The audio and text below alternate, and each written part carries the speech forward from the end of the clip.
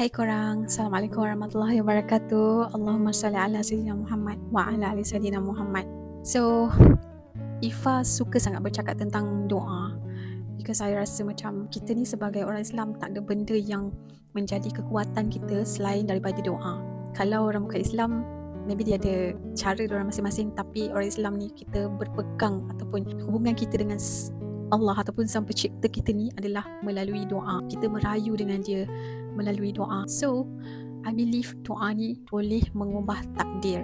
Dan saya jumpa satu kata-kata yang sangat indah yang membuka minda dan hati saya bahawa hiduplah seperti mana doa kita telah termakbul.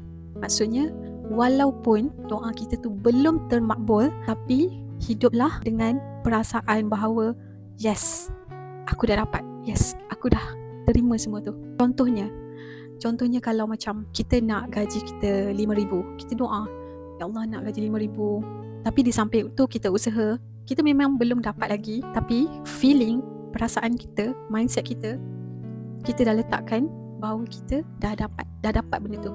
Perasaan kita, oh macam ni rupanya perasaan bila orang ada gaji 5,000. So kita kena hidup seperti mana doa kita dah termakbul.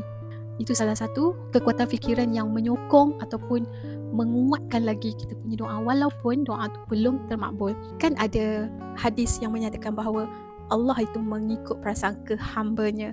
So kalau kita sentiasa yakin bahawa doa kita tu termakbul, mana mungkin Allah yang maha baik, yang maha mengabulkan, yang maha lembut ni tak mengabulkan doa kita. Of course, doa kita pasti termakbul.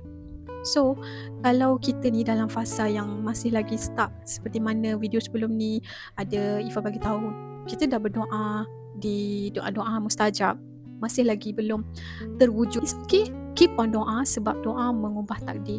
Kita ada timeline kita masing-masing untuk berdoa. Okay? Dan hiduplah dengan energi ataupun perasaan seperti mana doa kita dah termakbul.